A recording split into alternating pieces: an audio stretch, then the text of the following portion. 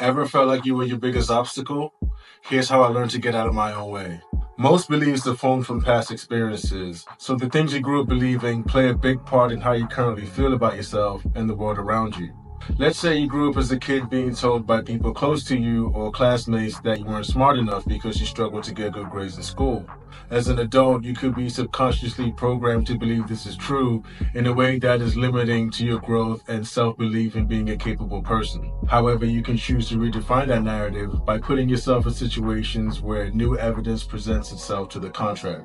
You may lack a lot of things in your life, like money, opportunity, love, or support from people close to you. But the more you dwell on this lack, the more you'll experience it in your life as you're conditioning your mind and body to believe it's true when it doesn't have to be.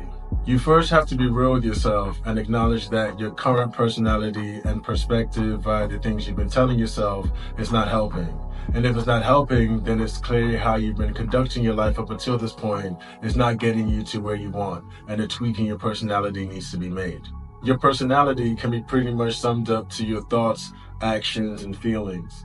Focusing on altering this narrative you've been telling yourself that has governed your mind and body with a negative undertone is the ingredient to changing your inner state and consequently your outer experience in the world. But I'm not telling you to slap abundance or love on your vision board and think about it every day until suddenly, in a matter of weeks or months, you get everything you ever wanted and find the love of your life. That's a microwave manifestation that pretty much guarantees you a fast ride to frustration, disappointment, and being mad at yourself when things don't work out. It's okay for negative thoughts to cross your mind, as things often happen in life that we don't like. It's only a crime when you choose to actually believe in these negative thoughts to the point you internalize them as feelings. No matter how much evidence you've had in the past to support how you currently feel, the world is constantly changing. And just because you tried to walk through a door before that was closed, doesn't mean it can't be open today, and definitely doesn't mean it can't be knocked down in the future, or even yet you building your own door. Thoughts come and go, and when it comes to negative thinking clouding my mind, I treat it much like I did in my 9th grade geometry class, where I heard everything the teacher was saying, but I held on to none of it. The key is to keep catching yourself when you fall back into unconscious habits of negative self-talk and patterns of thinking that are married to emotions from experiences you've had in the past. This is very powerful because you end up conditioning your mind and body to believe it's true, so to undo it, you have to recondition yourself into a new mode of thinking and feeling. Either you can draw from positive experiences you've had in the past, or dwell on the future outcome you want for yourself as if it's a memory. It has to feel that real and familiar in order to recondition yourself to live more like your future self would, or else clinging on to negative past experiences will only block you.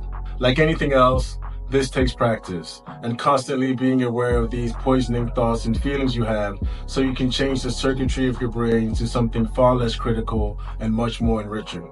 The story you tell yourself of emotional suffering and poor experiences that has been incremental in shaping your current worldview doesn't have to define you because it can be adjusted. Due to how I was raised, by being sent away from my family in Ghana at a very young age and bouncing around various countries living with strangers, ingrained in me a lot of fear-based tendencies that encaged me to look at life from a certain lens that wasn't conducive to my growth.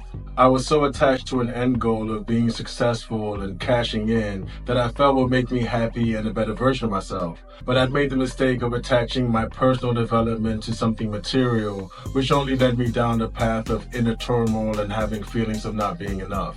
At the same time, another part of me knew that what I was choosing to internalize was completely false, and I was indeed capable of so much more.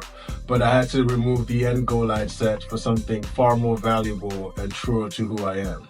I had to focus on changing my personality by aligning my thoughts, actions, and feelings from being an incapable and unworthy person to someone who is deserving and on the brink of great possibilities.